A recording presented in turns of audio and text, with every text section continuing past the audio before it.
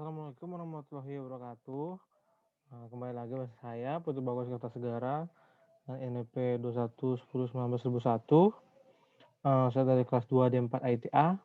Pada kesempatan kali ini saya akan melanjutkan video sebelumnya, di mana pada video sebelumnya kita membahas tentang yang namanya naming convention pada Java, clean code Java. Nah, sekarang kita akan melanjutkan subtopik berikutnya, yaitu tentang programming principle. Perlu diketahui juga di programming principle ini ada beberapa prinsip, mungkin yang akan kita bahas di pertemuan atau di video kali ini.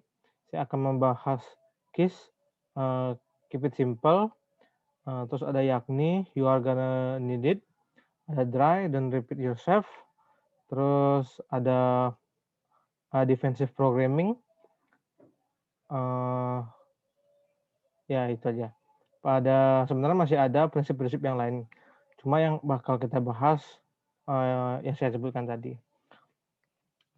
Untuk mempersingkat waktu, kita akan langsung saja pada penerapannya, sekaligus saya memaparkan apa itu prinsip-prinsipnya. Nah, yang pertama ini saya memiliki beberapa kelas, di mana kemarin itu, ini saya menambahkan metode limit reckoning. Jadi ini konsepnya sama seperti kemarin, lanjutannya yaitu dalam membuat suatu perbankan.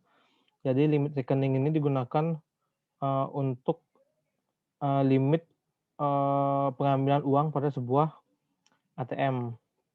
Jadi ini misalnya dia tipe rekeningnya itu adalah silver, terus metode pengambilan itu withdraw, dia limit saldonya sebanyak 5 juta, seperti itu.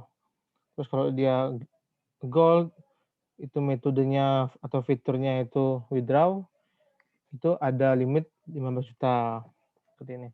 Nah, ini menyalahi dari prinsip dry, yang artinya don't repeat yourself. Nah, di sini di repeat itu adalah logiknya. Jadi logiknya diulang-ulang. Nah, ini kan kita lihat antara if 1 dengan else if yang lainnya itu sebenarnya logiknya sama, di mana logik yang pertama itu dia bakal ngecek tipe rekeningnya apa, setelah itu bakal ngecek fiturnya apa, setelah itu terakhir bakal ngecek berapa saldonya yang keluar. Nah, ini diulangi di setiap tipe rekening. Nah, ini menyalahi aturan dari try, so don't repeat yourself. Nah, ini cara untuk perbaikannya, kita bisa menggunakan refactoring-nya. Nah, kebetulan saya sudah membuat refactoring-nya, jadi untuk tipe kelas ini, tipe rekening ini, yang awalnya merupakan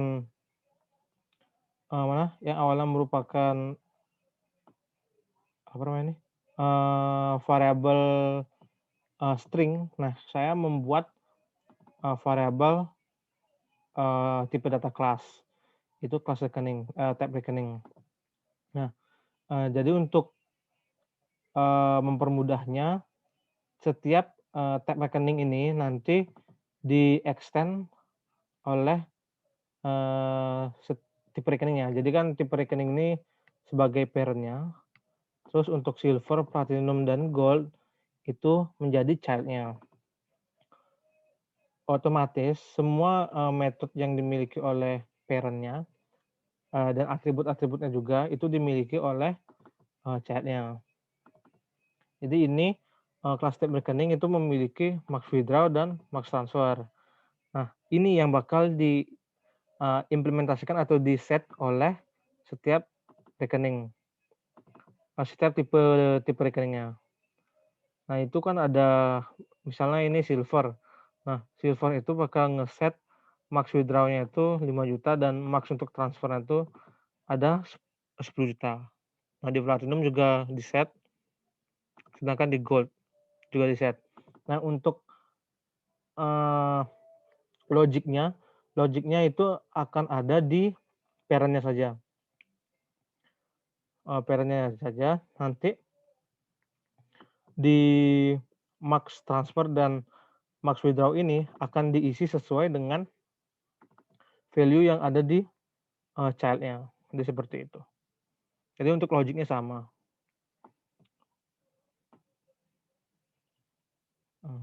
Jadi tidak melakukan pengulangan logic is limit transfer dan is limit withdraw di setiap child-nya seperti ini. Jadi sisa hanya perlu untuk menginputkan variabelnya saja. Berapa sih max untuk withdraw-nya dan max untuk transfernya. Nah, sekarang itu untuk don't repeat yourself. Selanjutnya ada keep it simple atau KISS. Di keep it simple ini bisa kita lihat pada logic di is limit transfer dan is limit withdrawal. Nah, ini masih belum simple jika kita lihat. Di sini saya masih memerlukan variabel logic tambahan untuk mereturn suatu boolean. Nah, padahal return dari if out saldo lebih besar daripada max transfer, nah ini returnnya sudah merupakan boolean. Jadi kita bisa langsung saja ini yang dibuat di bawah, return kurung out saldo. Nah, ini lebih besar dari max transfer. Terus ini bisa kita hapus.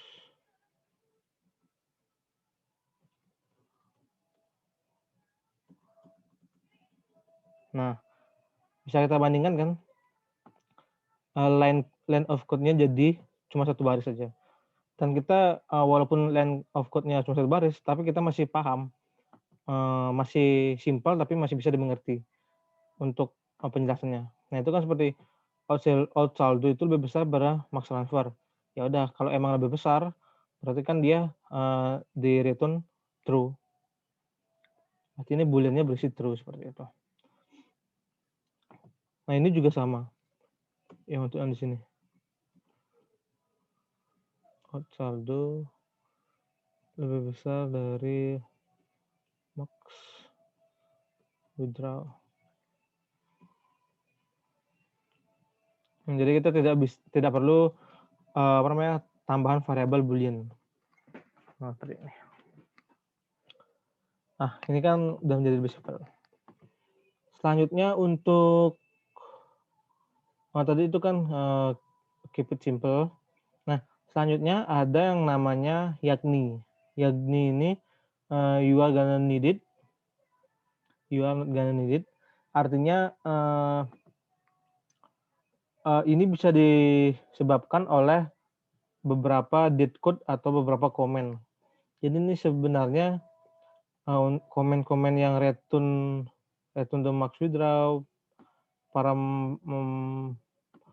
max withdraw bla bla bla ini. Nah, ini bawaan dari NetBeans sendiri. Jadi saya menggunakan apa namanya ini? Menggunakan refactoring. Jadi ada komen-komen ini. Nah, misalnya ada suatu metode atau apa itu dia berubah namanya, otomatis kita juga perlu merubah atau mengupdate dari komen tersebut. Nah, itu sangat tidak dianjurkan dan tidak efisien. Jadi kita bisa menghapus komen-komen ini karena dari nama metodenya harusnya sudah sangat jelas dan tidak diperlukan lagi yang namanya komen-komen ini. Yang sifatnya untuk memperjelas. Karena dari nama metode saja sudah jelas. Nah, selain itu kita bisa lihat private boolean limit ini. Nah, limit is not used. Nah, ini bisa menjadi yang namanya date code. Salah satu smell date code.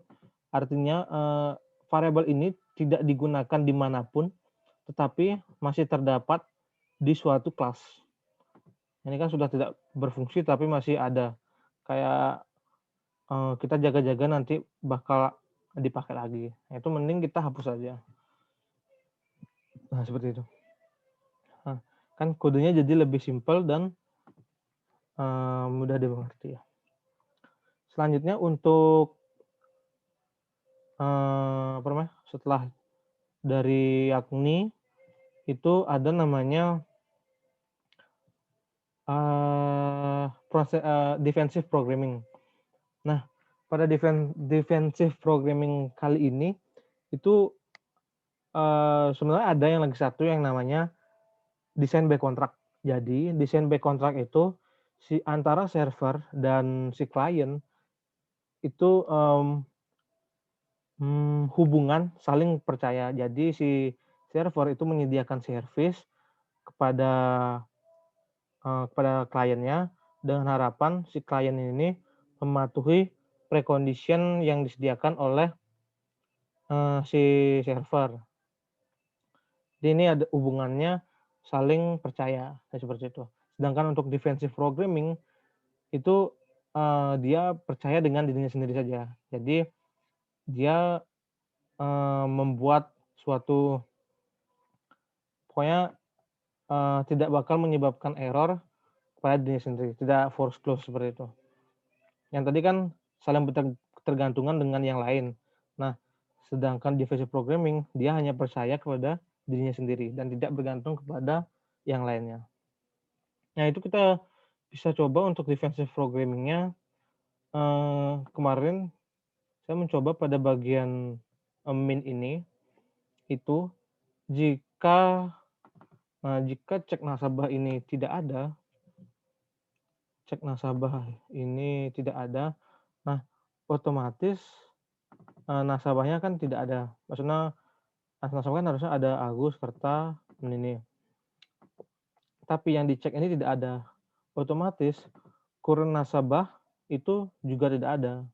Otomatis ini bakal terjadinya error. Coba kita run saja. Nah, ini ada exception dan dia force close. Nah, ini untuk mengatasinya mungkin kita bisa agak rubah program di sini. Kita keluarkan sistem printout ini. Mungkin ini karena tes saja. Saya akan buat fungsi di sini atau metode sini print name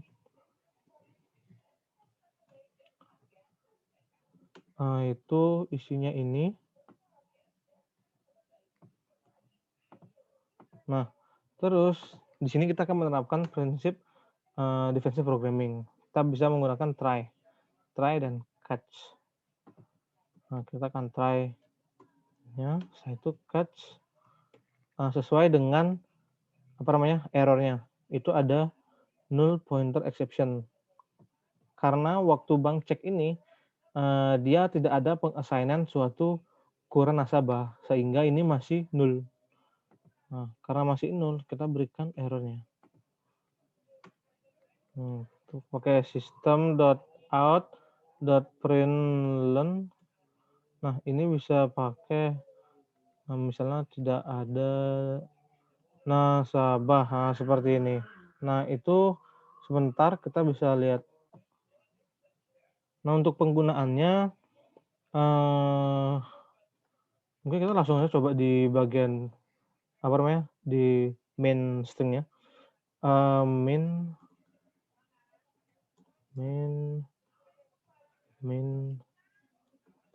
new main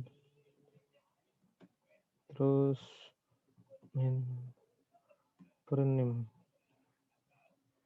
Nah, kita lihat ini sudah diatasi tidak ada nasabah. Jadi ketika kita mau ngeprint ini, itu sudah tidak ada nasabah. Karena ini tidak terjadi pengassignan suatu kurang nasabah ini. Jadi dia masih nol.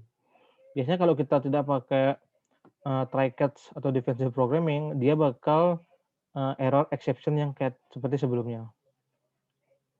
Coba masukkan nama yang lain. Nah, masih berjalan ya, seperti itu. Mungkin sekian. Tapi untuk lebih lanjutnya sebenarnya masih ada seperti common cluster principle. Jadi mungkin saya akan jelaskan saja, karena di sini kebetulan saya tidak membuat, eee, yang lainnya. Jadi konsep dari common closure principle itu, jadi suatu kelas, jadi suatu package yang terdiri dari banyak kelas. Nah, itu diusahakan untuk satu package itu memiliki fungsionalitas yang, sama antara satu kelas dengan kelas lainnya pada suatu package. Karena jika itu ada miss, mungkin kemiripan atau apa, salah penempatan suatu kelas pada sebuah package, nah itu, untuk maintainable-nya bakal, pindah-pindah atau bisa programmernya bakal bingung untuk maintain pada, suatu package. Karena, kelas yang ada pada package tersebut itu tidak sesuai dengan package-nya, tidak sesuai dengan fungsi yang ada pada package-nya, jadi seperti itu. Jadi itu untuk penjelasan saja. Eee, untuk penjelasan kurang lebihnya sudah saya jelaskan semua, yang saya terapkan pada program ini, untuk programming prinsipalnya. Jadi, terima kasih yang sudah menonton. Jika ada salah kata saya mohon maaf. Akhir kata saya ucapkan wassalamualaikum warahmatullahi wabarakatuh. Saya Putu Bagus Kertasegara izin undur diri. Terima kasih.